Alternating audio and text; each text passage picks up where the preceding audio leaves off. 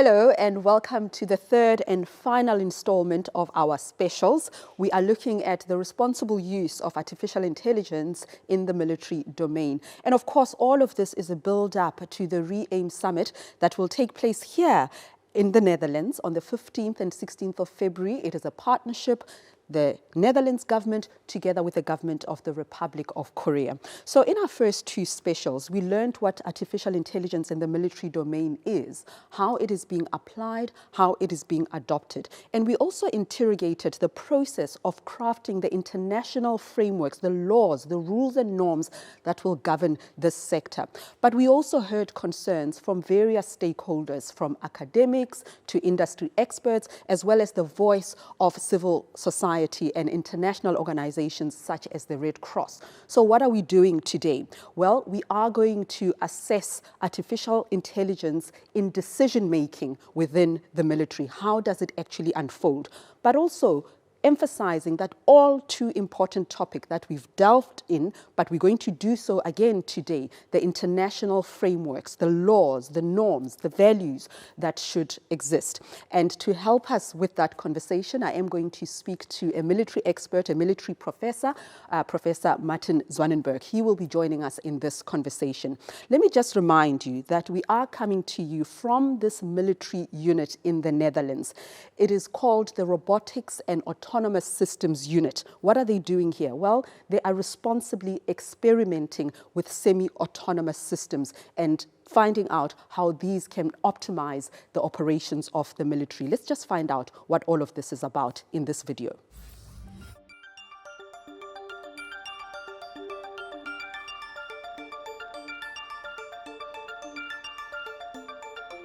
The Themis unmanned ground vehicle, it's just a modular platform. So we can either use it for logistics, we can build many different payloads, like a sensor payload or a drone docking station on top of the robot. So it's basically a multi-purpose platform.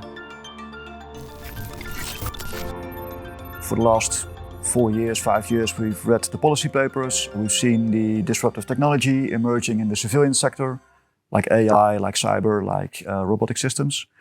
I think the value in what we do is to have the end user involved and to not just believe all the hype of the technology, but to really put the technology into a military operational environment. Therefore, we quickly learn how to make it military robust, military safe, because we have high requirements and high demands to operate in a military environment. Being at the prototype level, we see the first applications, the first possibilities of applying autonomy in unmanned systems. The first is within UAVs, so autonomous behavior for path planning, obstacle avoidance, and in the land domain, it's autonomous navigation. In order to, in the future, operationalize AI-driven systems, many different things have to happen. First, we have to know how to verify and validate AI-driven systems. Therefore, we have a research program with TNO to identify how and who is doing the verification in a responsible manner. Second is very thoroughly testing the AI in a very realistic context. For that we use simulation. It's testing, testing, testing over and over again, so that we have sufficient trust in these systems and sufficient knowledge on how they operate and why they succeed and why they fail, before we can think of moving on to operational deployment.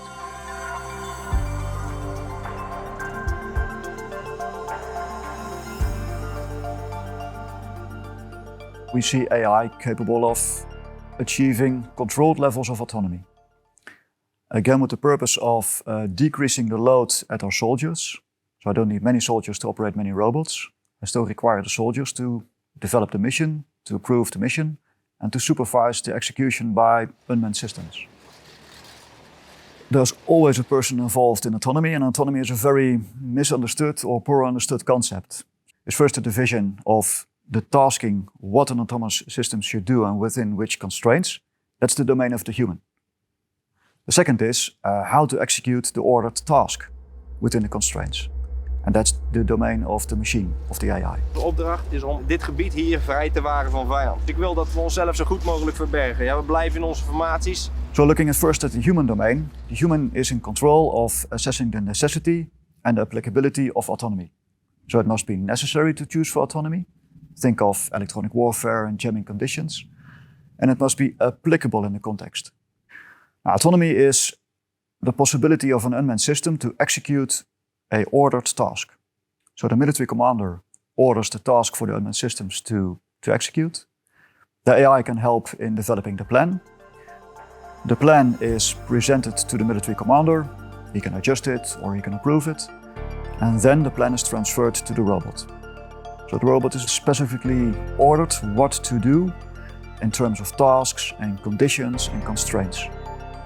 Then we believe that we have controllable autonomy. Right, so to help us make sense of this, Professor Zwanenburg, you are a professor of military law at the Netherlands Defense Academy and the University of Amsterdam.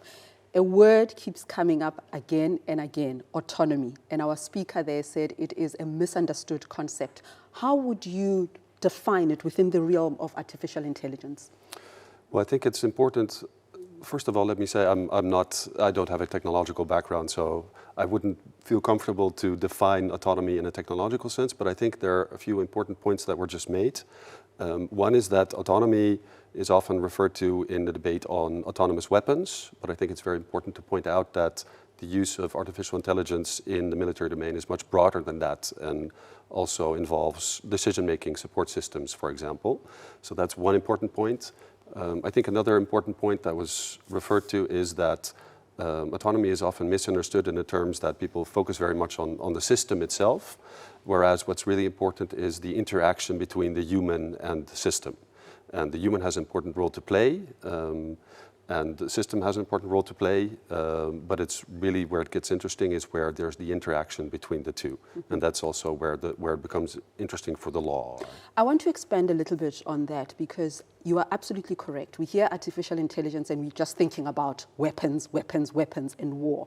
But the fact of the matter is that the military is an institution, isn't it? It is governed by policy. It has to plan. It has to allocate resources. How do you see artificial intelligence playing a role in those particular duties? Well, I think, as you rightly stress, I think artificial intelligence can play a role in planning, and that was also referred to in the video. And there, I think it can play a role throughout the spectrum of military activities and military operations. And again, the focus is often on military operations, but artificial intelligence can play a role in intelligence collection, in more mundane things like logistics, all the way through to military operations, which is where the focus is often placed. Mm-hmm. And what legal questions then arise from this? Well, I think artificial intelligence impacts on the law and potentially, of course, and hopefully the law impacts on artificial intelligence. I think there are a number of things that are important. One, as I already stressed, I think it's very important to focus on human-machine interaction. The way artificial intelligence is used in systems, but certainly also for decision-making support systems, very much can change how commanders take decisions which have to be in accordance with the law. And so it's important to look at how that interaction takes place and how that impacts on the law and how we can try to work the law into that. Another important aspect is accountability. How can we make sure that all decisions, that there's accountability for that in a broad sense? Perhaps, again, there the focus is often on the commander, but I think there's a broad spectrum where we have to look at, from the development and the acquisition through to the testing and then the deployment and the use. So those are important factors. And then I would also stress that at the end of the day, it's important for the law, but also for the commander and for the armed forces in general, that the systems that they use are reliable. That goes some ways towards respecting the law, but it's also just military common sense. It's challenging enough to create laws that govern human behavior, precisely because human beings are so complex and precisely because a lot of our actions is driven by power. Doesn't technology complicate lawmaking in a way? Yes, absolutely. It does complicate applying the law. And then there's always, when there is new technology, and that goes for the use of artificial intelligence, but not only for that, but also for other technologies, there's always the question whether the law that we have is sufficient and whether Perhaps by interpreting the law in a certain new way, we can make the law regulate the new technology in a way that we feel comfortable with, or whether new regulation is necessary. And that's also the phase we're in now with artificial intelligence in the military domain. And from a legal point of view, do you think it is possible to come up with a regimen that constitutes responsible deployment of artificial intelligence? I think it's possible, and I think it's necessary. Okay, so that is the opinion of Professor Marten, but let's hear what other people have to say about this. What are their opinions as we build up to the REAIM Summit in February 15th, 16th, 2023? Let's hear more opinions. Who do you think should be responsible when the military is using AI? I think the government, right? I don't know, UN. Governments, the international community. It needs to be from the government. As an end user, I should also be responsible. The problem with AI in general, but specifically with AI applied to the military, is that we now, in a very short period, we have to design the institutions and the institutional frameworks that will keep us safe from these technologies. As you always see, technology moves extremely fast, and diplomats, even though they have good intentions, sometimes go a little bit slower. And in order to be on time, we need to speed up our diplomatic efforts. It's a collective responsibility. And so it's also on us to make sure that these rules, that they are kept in people's minds. I don't believe we will convince everybody. As long as we as Army can paint a realistic picture of what we intend to develop, how we intend to apply it in an operational framework, explain our responsible development, that would make the summit successful for me. How do we prevent AI from being a problem instead of a solution? And the answer is to think and plan ahead. And that's really what REAIM is doing, right? It's really analyzing the potential problems that are downstream from AI and trying to head them off before they become actual problems. Professor, it sounds as if the speakers are talking about creating parameters for the application of artificial intelligence in the military domain. Who should come up with these parameters? Who should be in that conversation? Well, if you're talking about parameters for systems that are used in the military, then you're mostly talking about international law, because that's usually how these things are regulated. And it's states that make international law largely. So states have the primary responsibility. Having said that, there are other stakeholders that have an important role to play in providing input in rulemaking by states, so that states know what's at stake and what needs to be taken into account and what they're actually talking about. And how do you make laws or regulations binding? Do you call it a treaty? Do you leave it up to states to regulate their actions? How does it work?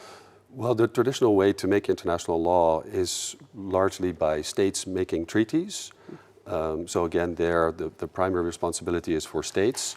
But again, others have input there, and there are also other ways of coming to arrangements which may not be necessarily legally binding, like a treaty, but which nevertheless can have a lot of influence on how actors behave.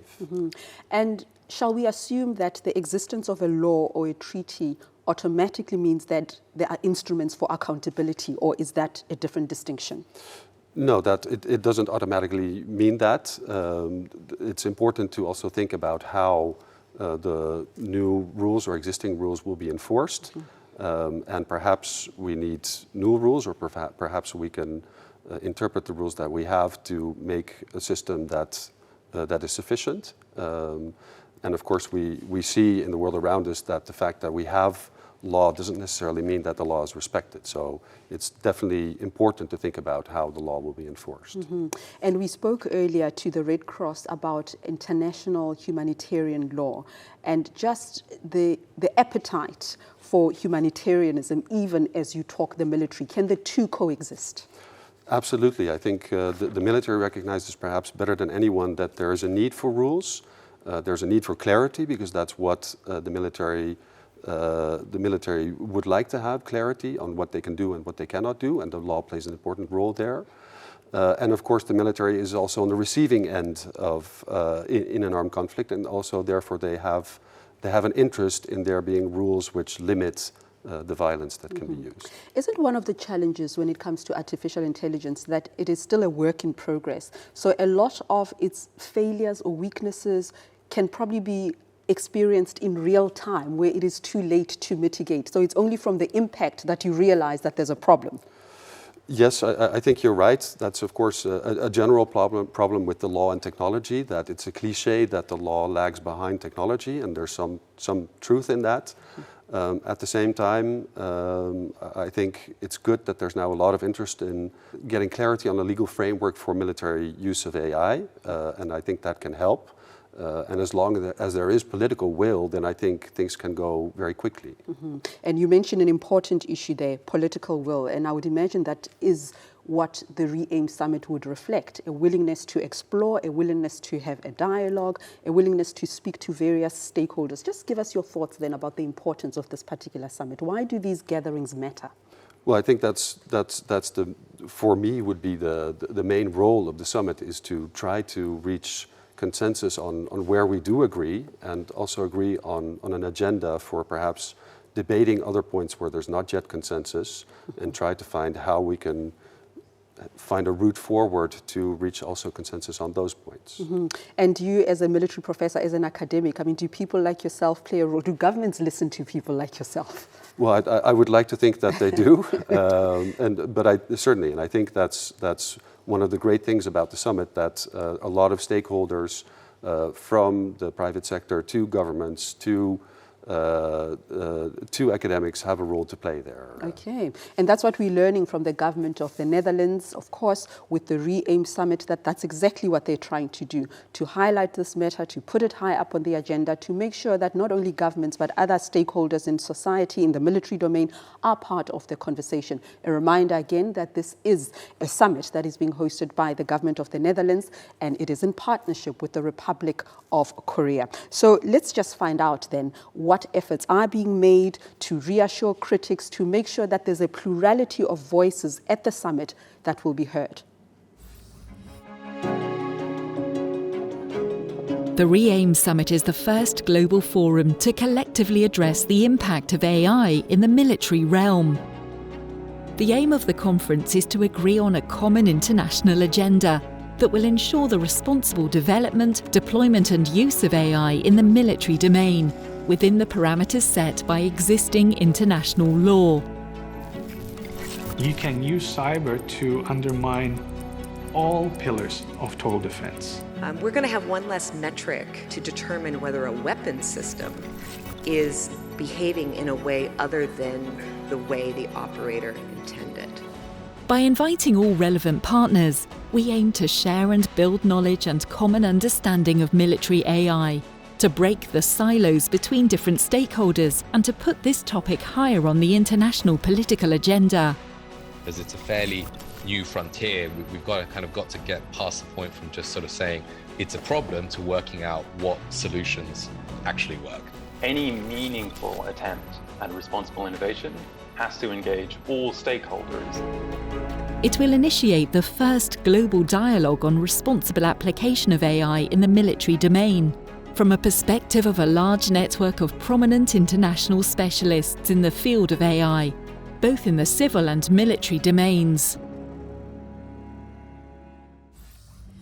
All right, and we are in conversation today with Professor Marten Zwanenburg, and we're talking about different expertise, different stakeholders, different ways of engaging around the topic of artificial intelligence within the military domain.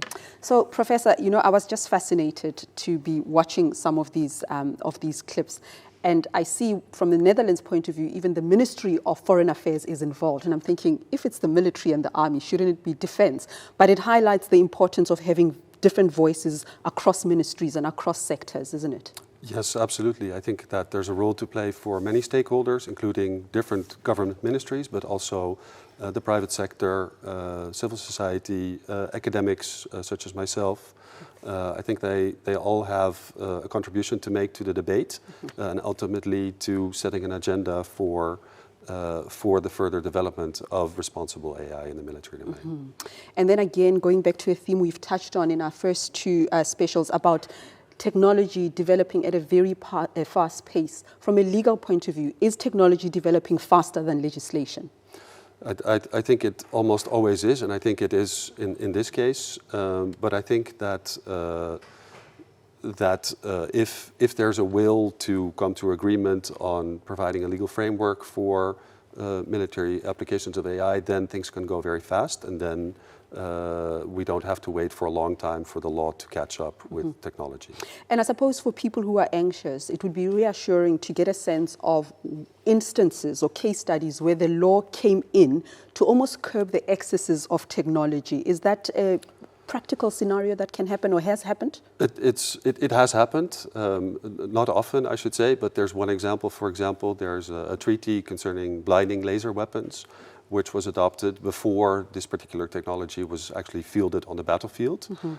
So there is hope. There are instances where there's been regulation in place before something has actually been used in the field. And paradoxically, you almost don't want to come up with regulations or treaties or laws that are not well thought out, because then they cannot be applied. So the process of lawmaking must necessarily be laborious and slow in some instances? Yes, exactly. There's a balance there between meticulousness on the one hand and being on time to regulate something on the other hand. Okay, let's go back to the summit then. What would constitute a successful summit? In other words, when you walk out of that summit and you think, they passed the test or they didn't pass the test, what would that look like? Well, I think for me, two things would be important. One would be demystifying military use of AI, because now I think there are a lot of scenarios and doomsday scenarios around this theme that do not necessarily reflect reality. And linked to that, I think it would be very important if there's a recognition that the military use of AI is much more than just autonomous weapon systems, but is also that there are military applications across the board that also raise important questions, including legal questions. And lastly, I mean, who should be there at the table at the summit? I think a wide variety of stakeholders, certainly governments, of course, but also academia, the private sector, civil society, so that they can have input, but also so that there is ownership for the path forward that is hopefully agreed on at the summit. And I'm reflecting here again about the role of the foreign ministry here in the Netherlands, because it kind of creates an impression that there's a space for diplomacy, which is what you associate with the Ministry of Foreign Affairs as well. It's not just about war. Absolutely. It's the Ministries of Foreign Affairs that talk to each other and that have a lead role, I would say, in coming to international agreement on paths forward and ultimately perhaps also on regulation. And I think the last theme, I keep saying last theme because I'm enjoying talking to you so much, but there's so many revelations that are coming through that, with artificial intelligence, of course, we ought to be robust, concerned and ask questions around challenges and concerns. But it also offers opportunities for innovation. You mentioned data, logistics, protecting individuals. So just thinking differently about it, not as a threat, but as something that can be a useful tool. Absolutely. I think there are two sides. Artificial intelligence promises many things for the military in terms of effectiveness, efficiency, but also potentially in certain cases for better implementation of the law. But there are, of course, risks and that we have to take into account and think through. Professor Zwanenburg, I've really loved hearing your insights. Thank you very much for talking to us here. And that's what we've been doing, bringing you these three specials so that we can be part of a conversation. You can be a part of the conversation of understanding something that is quite complex, but that is very much a part of our reality. Conflict does exist between states. It affects citizens all over the world. Can technology play a role in warfare, but do so responsibly?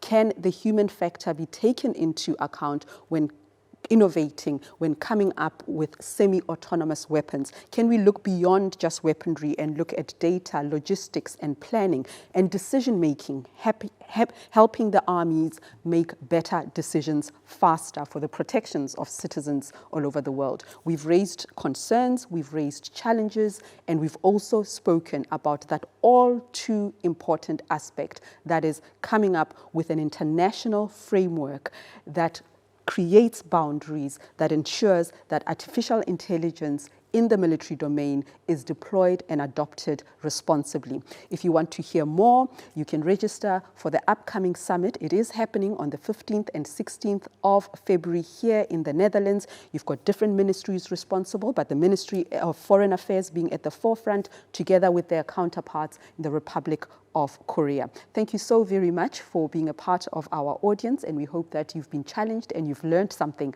about the responsible use of artificial intelligence within the military domain. Thank you.